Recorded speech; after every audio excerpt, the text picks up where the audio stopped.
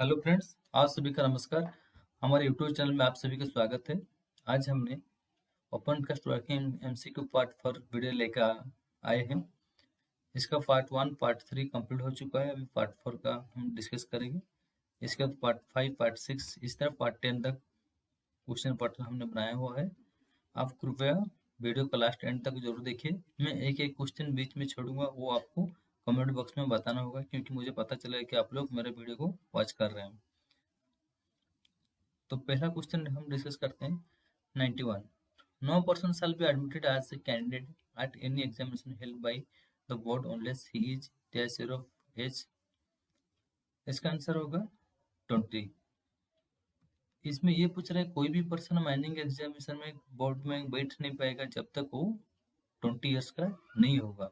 20 years हो जाने के बाद ही वो कोई भी एग्जामिनेशन माइनिंग का एग्जाम में वो बैठ सकता है। वो एमएमआर 1961 15 के अंदर में आधारित है। Question number 1992. I mean to be done for every person employed in the mine unless such medical examination has been due in preceding years when he was employed in a different mine. इसका answer है 4। 5 years में एक बार उसका IME किया जाएगा। जब कोई एक व्यक्ति उसका आईएमई हो जाता है, कब आईएमई होता है? जब वो कंपनी में किसी कंपनी में नया जब ज्वाइनिंग करता है, उससे ज्वाइनिंग से पहले उसका मेडिकल चेकअप किया जाता है। उसके बाद उसको ज्वाइनिंग दिया जाता है। उसके बाद 5 ईयर्स में एक बार उसको पीएमई किया जाता है। और 29 बी का ये में आधारित है। PME has to be done at least test in 5 years. इसमें आंसर 1 में है वंस। 5 ईयर्स में एक बार उसको होना ही। जैसे मैंने पहले डिस्कस करा था कि आईएमई कब होता है? जब कोई पर्सन जो कोई माइंस में नया जब स्टार्ट होता है, उससे पहले ज्वाइनिंग से पहले वो अपना आईएमई करेगा और 5 साल में एक बार वो पीएमई करेगा। Question number 94. Calendar means the year starting from dash to dash. इसमें आंसर है 1 जनवरी टू 31 दिसंबर। कैलेंडर का अर्थ आप सभी को पता है। मैंने ये रिमाइंडर्स के लिए, रिवीजन के लिए मैंने ये वीडियो बना रहा हूँ। 95. Dash means average number of person employed per day in the mine or part of mine during the preceding year calendar year. Answer है 3 ordinary employed। ये आपको पता है, ये ordinary employee में वो आएगा।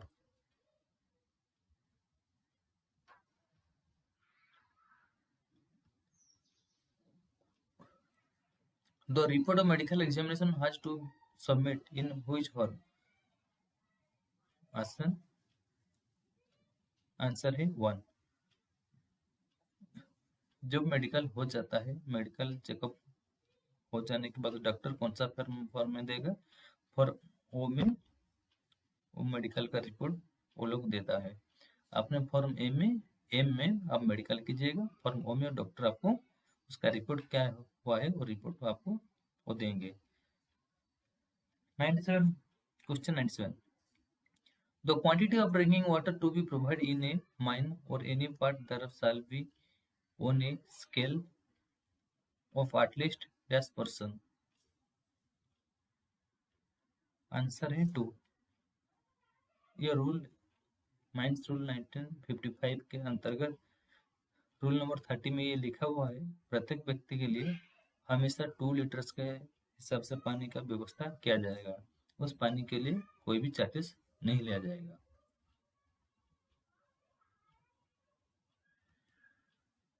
Question 98. One open cast working if or more person are employed, inspector may order in writing to for supply of effectively cooled water by mechanical means. इसमें आंसर 100 है। इसमें ये बता रहा है कि जहां पर 100 काम करेंगे वहां पर ठंडा पानी का, कोल्ड पानी का देने के लिए वर्करों को व्यवस्था किया जाएगा। ठीक है।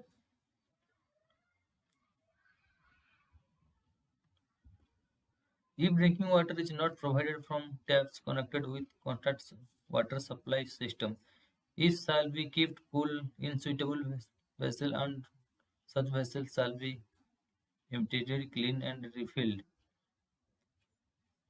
आंसर है 4। अगर आप इसमें ये बता रहे हैं कि अगर आपका कोई पाइपलाइन से बहुत से पानी अगर कंटिन्यूसली अगर कनेक्टेड नहीं है, उसमें अगर नहीं आता है, अगर आप जिस जगह में स्टोरेज करते हैं पानी को, उस जगह को आपने प्रत्येक दिन उसको साफ करना जरूरी है। इसीलिए इसका क्वेश्चन आंसर ये है पर डे, एवरीडे उसको क्लीन करना है, उसको रिफिल भी करना जरूरी है।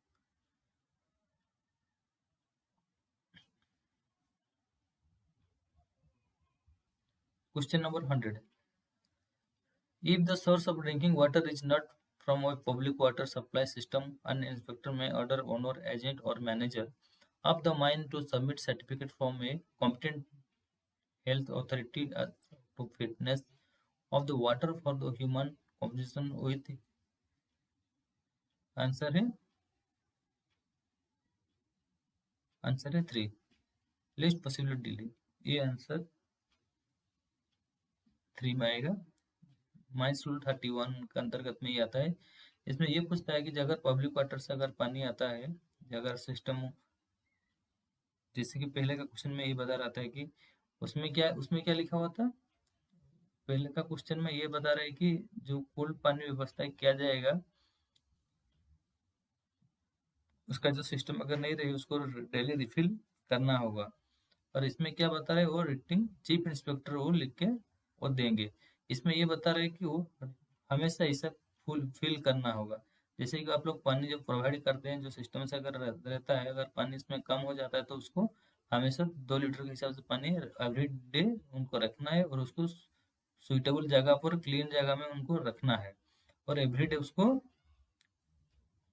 साफ करना है, और उसको हमेशा फुल ही रखना है। इसमें ये बता रहे अगर पब्लिक ये जब पानी आ रहा है तो वहां पर अनर एजेंट और मैनेजर जो वाटर का जो हेल्थ हेल्थ कॉम्पोजिशन के लिए वो रेट में लिखित देंगे, उसका वो चेक कराएंगे। चेक कर जाने के बाद उसको जिस जगह पे उनको जो जिस जगह में वो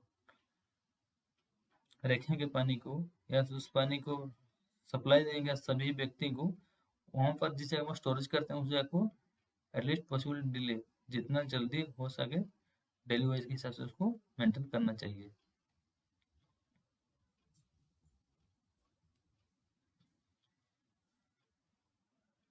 one zero one On the surface at every mine, the scale of latrine accommodation shall be at least one seat for every males and females employee at one time. इसमें आंसर ये आंसर बता रहे 50 and 50।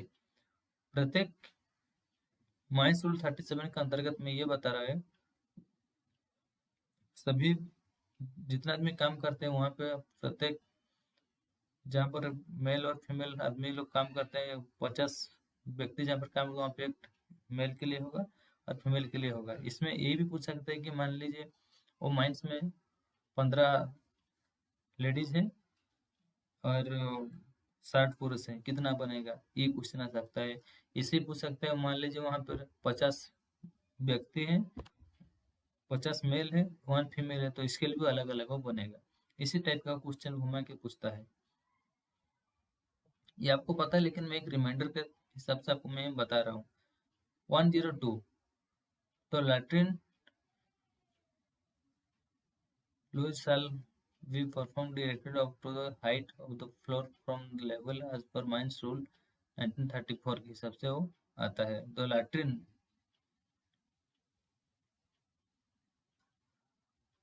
इसमें ये बता रहा है 1.25 जो लैट्रिन का अंदर में जो सीमेंट का पोनिंग किया जाता है उसमें अगर हम लोग टाइल्स वगैरह नहीं लगाते हैं, सीमेंट का अगर पोलिंग करते हैं, फ्लोर से कितना हाइट का रहेगा, 1.25 मीटर का हाइट रहेगा। ठीक है, लैट्रिन के अंदर में।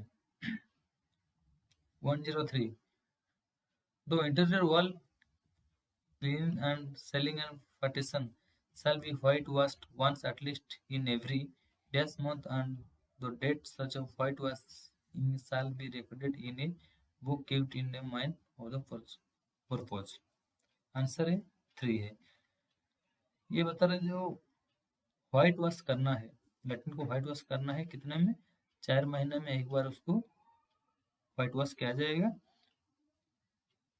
और उसका रिकॉर्ड एक बुक्स में, एक खाता में उसका रिकॉर्ड रखा जाएगा।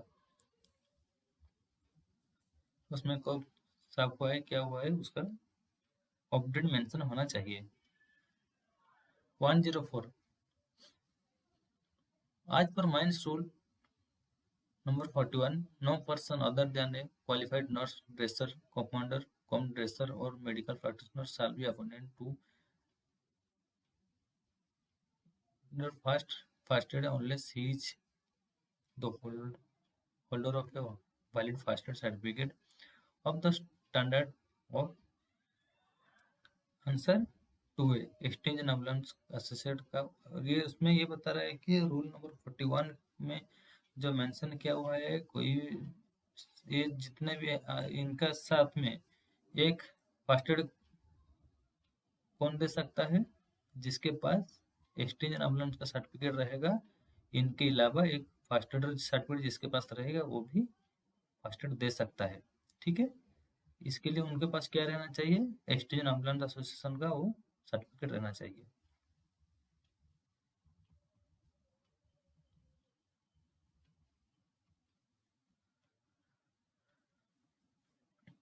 First aid room to be provided in a mine having employment of more than 10 person on any one day if the preceding years mines rule 44 के अंतर्गत ये आता है। इसमें ये बता रहा है कि जहाँ पर 150 आदमी काम करेंगे वहां पर एक फास्ट एड रूम का व्यवस्था किया जाएगा।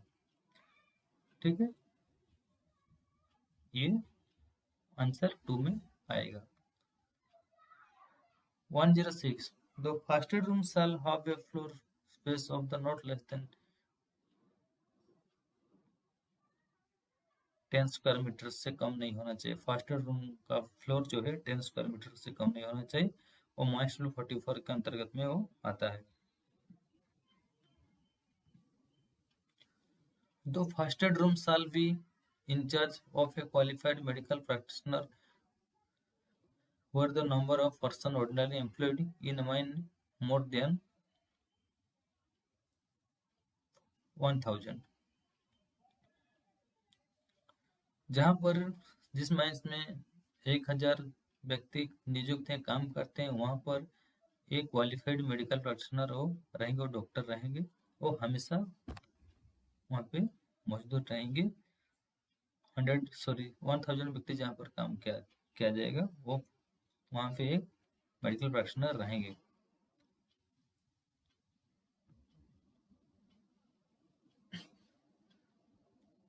The first aid station shall be provided at the top of every shaft, every workshop, at every screening plant, loading place, at every other place, and in every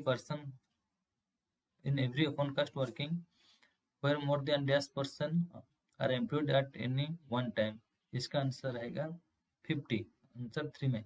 इसमें ये पूछ रहे कि fast add station कहाँ कहाँ पर रहेगा, जैसे कि एवरी शाफ्ट में रहेगा, एवरी वर्कशॉप में रहेगा, स्क्रीन प्लांट में रहेगा, लोडिंग अनलोडिंग प्लेस में रहेगा। ये जितने जगह में रहेगा, ओपन कास्ट वर्किंग में जितने भी रहेगा, उनमें से कितना परसेंट में एक रहेगा, 50% जहाँ पर काम करेंगे, और ये 50% काम जहाँ पर करेंगे वहाँ पे भी एक रहेगा, और ये जो शाफ्ट हो गया, वर्कशॉप हो गया, स्क्रीन प्लांट हो गया, ओपन कास्ट वर्किंग एरिया जहाँ पर भी रहता है वहाँ पे एक फर्स्ट स्टेशन रहेगा, और उनके साथ जहाँ पर 50 आदमी काम करेंगे वहाँ पर भी एक फर्स्ट स्टेशन रहेगा।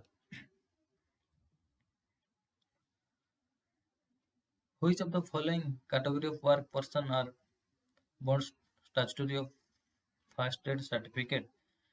and to carry first aid outfit while on duty in a mines। इनमें से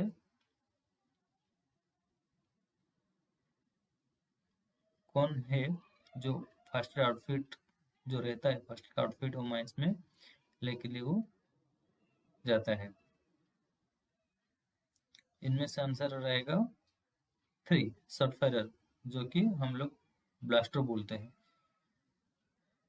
ऑनर गार्ड में उसको शॉट फायरर बोला जाता है, ओपन कास्ट में एमएमआर में उनको ब्लास्टर कहा जाता है। इस सबसे हेल्पर लेके नहीं जाएगा, इलेक्ट्रिशियन लेके नहीं जाएगा, मैकेनिक लेके नहीं जाएगा, और ये शॉट फायरर लेके जाएगा। फर्स्ट एड का आउटफिट जो रहेगा वो लेके जाएंगे।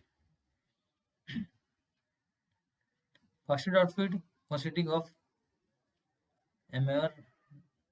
माइंस रूल 45 के अंतर्गत में ये आता है। इसमें फर्स्ट एड आउटफिट में क्या क्या उसमें रहता है, जैसे कि 1 large sterilised dressing, 1 small sterilised dressing and trencher of suitable antiseptic lotion और अदर्स, ये सब रहेगा फर्स्ट एड आउटफिट के अंदर में। At every mine where more than dash person are already employed, there shall be provided adequate and suitable shelter at or near loading, whereas for typing a mistake whereas are upon cast working workshop and mine entrance where 25 or more person are ordinarily employed for taking food and rest shelter। और mines rule 62 के अंदर में ये आता है, जहाँ पर 50 व्यक्ति काम कर रहे होंगे वहां पर भी रेस्ट शेल्टर का व्यवस्था किया जाएगा। वो किस जगह कहाँ पर रहेगा, किस जगह में रहेगा, वो माइंस रूल 1962 माइंस रूल 1952 के अंतर्गत 62 में नंबर पे वो आधारित है। Every shelter shall have floor area not less than 14 square metre, 14 square metre से कम नहीं होना चाहिए। प्रत्येक जो शेल्टर रहता है उसका फ्लोर एरिया 14 स्क्वायर मीटर से कम नहीं होना चाहिए। The height of the shelter should not less than, shelter का जो हाइट रहेगा वो 2.5 मीटर से ज्यादा नहीं रहेगा। और माइंस रूल 63 नंबर के अंतर्गत में आता है।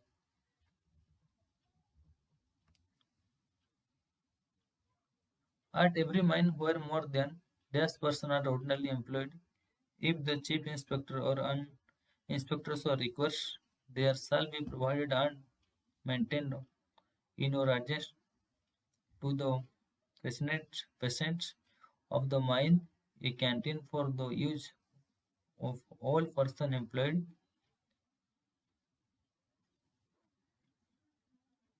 आंसर रहेगा 250।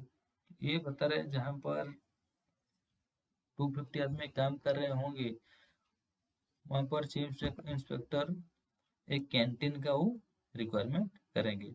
इसीलिए माइंस का जहाँ पर 250 आदमी काम करते हैं वहां पर एक तो कैंटीन की व्यवस्था वो किया जाएगा। Provision of canteen comes under rule number dash of mines rule 1955, mines rule 64 के अंतर्गत में ये आता है। इसका आंसर है 64। 64 में माइंस कैंटीन का रूल नंबर मेंशन किया गया है।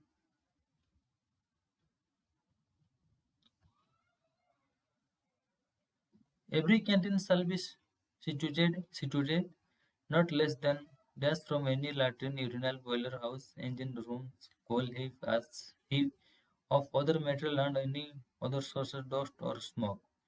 इनमें से ये बता रहा है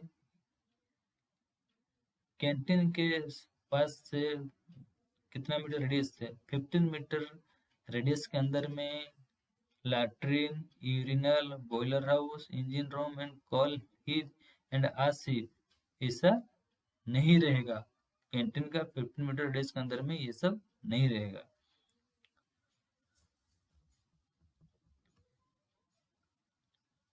The canteen shall be whitewashed or color washed inside the room and passages at least once a year, and would work on structural iron or steel work shall be varnished or painted at least once every year. Answer है 3। 3 years में एक बार उसको काम किया जाएगा, उसका white wash के साथ साथ कलर के साथ साथ ये सारे के स्ट्रक्चर का काम किया जाएगा। वो रूल नंबर माइंस रूल 65 के अंतर्गत में आता है। थैंक यू दोस्तों, आज का वीडियो को हम यहीं पे समाप्त करते हैं। इसका अगला वीडियो को देखने के लिए हमारे साथ जुड़े रहिए, हमारे चैनल को सब्सक्राइब कीजिए, शेयर कीजिए। Thank you.